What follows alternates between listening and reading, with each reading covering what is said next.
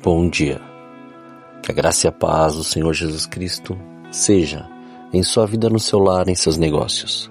Quero agradecer a Deus por permitir entregarmos nossas primícias a Ele e juntos desfrutarmos de mais um dia dessa palavra que se encontra na segunda carta aos Coríntios, capítulo 3, versículos 2 a 6, que diz: Vós mesmos sois a nossa carta, escrita em nosso coração, conhecida e lida por todos. Já manifesto que vós sois a carta de Cristo, ministrada por nós e escrita não com tinta, mas com o Espírito do Deus vivo, não em tábuas de pedra, mas nas tábuas de carne do coração. E é por intermédio de Cristo que temos tal confiança em Deus. Não que sejamos capazes por nós mesmos de pensar alguma coisa como se partisse de nós mesmos, mas a nossa capacidade vem de Deus. Ele nos fez também capazes de ser ministros de uma nova aliança, não da letra, mas do Espírito, pois a letra mata, mas o Espírito vivifica. Ao meditar sobre esses versículos, o Senhor me fez a seguinte pergunta: você compreende que ser uma carta viva é revelar Cristo em todas as suas atitudes, em qualquer lugar? E isso me fez refletir sobre algo que o Senhor tem falado muito desde que assumiu o compromisso de viver Cristo e essa palavra. Viver Cristo é assumir que nada é do nosso jeito, mas do modo que o Senhor estabeleceu e aquilo que o Espírito Santo disser. Mas venhamos e convenhamos, quantas vezes não deixamos isso ser uma verdade em nossas vidas, pois acreditamos em muitas coisas diante de estruturas eclesiásticas e culturais, que nos levam a viver mais para o homem do que para Cristo, nos deixando à mercê das nossas próprias vontades e desejos do que a vontade do Senhor. Isso nos faz lembrar novamente daquilo que Jesus disse sobre e para os fariseus, como descrito no Evangelho segundo Mateus, capítulo 23, versículo 27, que diz: Ai de vós, mestres da lei e fariseus, hipócritas, sois semelhantes aos sepulcros caiados, que por fora realmente parecem formosos, mas por dentro estão cheios de ossos de mortos e de toda imundícia. Quando Jesus se refere ao termo sepulcro caiado, estava literalmente dizendo sobre o revestimento, a pintura, o tratamento externo que era dado sobre um sepulcro, um túmulo, mas que escondia a morte, os ossos secos e todo o excesso de sujeira de lá. Ou seja, Jesus falava sobre a aparência de piedade, uma falsa humildade, uma vestimenta externa. Podemos perceber características que denunciam estes fariseus. Veja o que Jesus destaca: dizem, mas não fazem. Na verdade, isso expõe o seu coração. Pregam o que não vivem e não vivem o que pregam. Este tipo de pessoa gosta de mandar fazer o trabalho, mas não gosta de trabalhar. Põe cargas, mas não move um dedo para ajudar.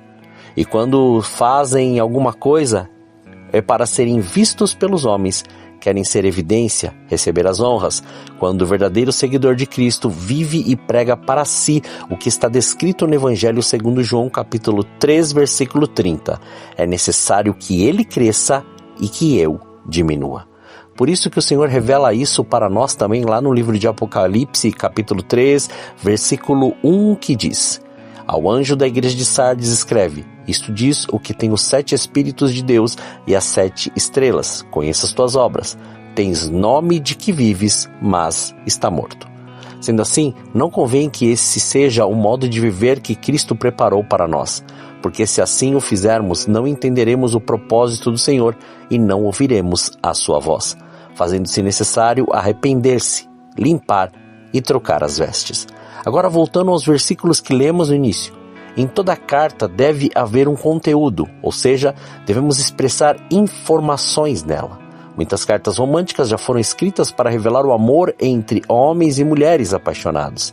Essas cartas tinham, portanto, a finalidade de expressar amor, romance e afeto. Paulo, João e outros discípulos escreveram cartas para os irmãos, igrejas e lugares, todas com conteúdo específico. Somos também uma carta que possui um conteúdo específico. O que estamos transmitindo através de quem somos? O que a nossa vida, Os nossos pensamentos, as nossas conversas, os nossos gostos pessoais, a nossa maneira como nos comportamos estão anunciando acerca de nós mesmos? O que as pessoas em nossa volta estão lendo em nós? Isso mesmo, nós revelamos aquilo que as pessoas conseguem ler através de nossas palavras e atitudes. Não é uma tarefa difícil ler os conteúdos de muitas cartas, pessoas que estão por perto ou estão perto de nós.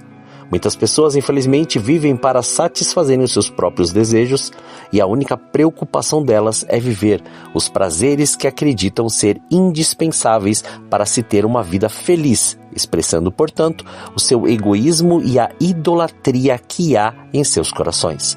Elas são cartas que falam apenas delas mesmas. A palavra nos fala que tais pessoas vivem para satisfazer os desejos da carne e, consequentemente, elas estão distantes de Deus e Ele não é o Senhor de suas vidas, pois não o conhecem nem o amam. Como vemos descrito lá na primeira carta de João, capítulo 2, versículos 15 a 17, que diz: Não ameis o mundo nem o que há no mundo. Se alguém ama o mundo, o amor do Pai não está nele. Pois tudo o que há no mundo, a cobiça da carne, a cobiça dos olhos e a soberba da vida, não é do Pai, mas do mundo. Ora, o mundo e a sua cobiça passam, mas aquele que faz a vontade de Deus permanece para sempre. E para concluir, que dizem que o Senhor está trabalhando e escrevendo em nós, de modo que apenas Ele apareça.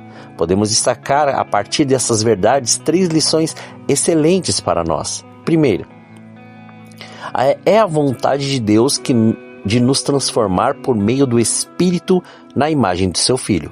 Podemos e devemos ser como o nosso Mestre, e esse é o seu desejo. Como descrito na segunda carta aos Coríntios, capítulo 3, versículo 18, que diz: E todos nós, com o rosto descoberto, refletindo a glória do Senhor, somos transformados de glória em glória, na mesma imagem, como pelo Espírito do Senhor.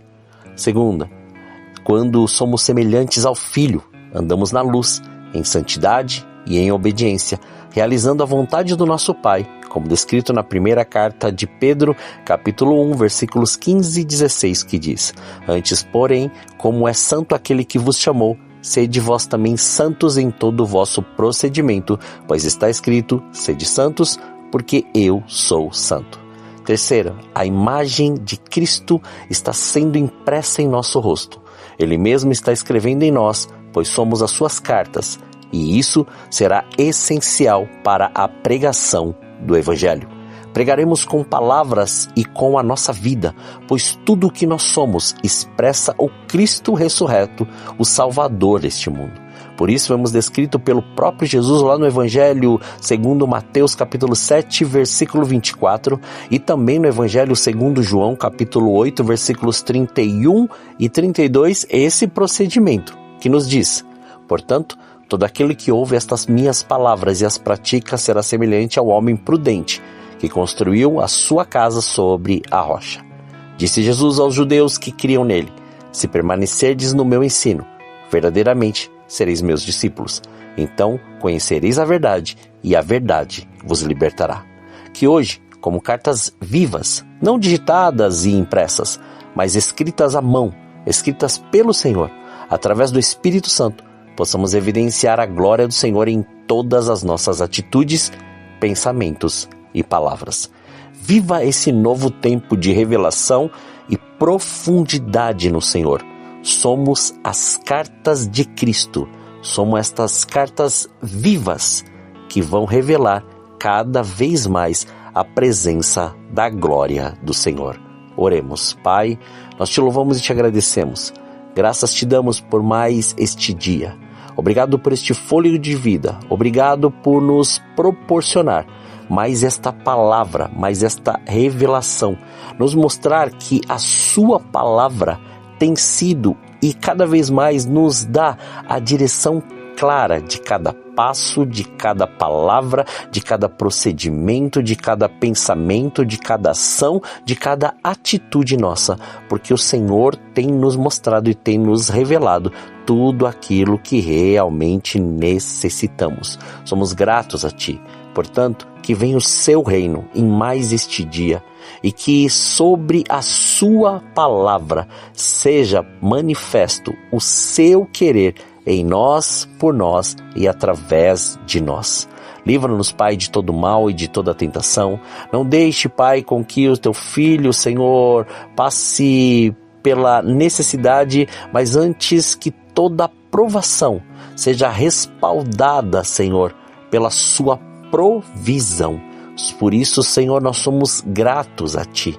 Muito obrigado pela abundância que o Senhor revela através da nossa obediência. Graças Te damos. Muito obrigado. Consagramos este dia, consagramos nossas vidas, consagramos tudo diante do Seu altar, para que o Seu nome continue sendo glorificado, exaltado e engrandecido em tudo que fizermos. Muito obrigado. Assim oramos, em nome de Jesus. Amém. Que você tenha um dia abençoado na presença do Senhor. E quem vos fala é o pastor Leandro Araújo de São Paulo, capital. Deus te abençoe grandemente.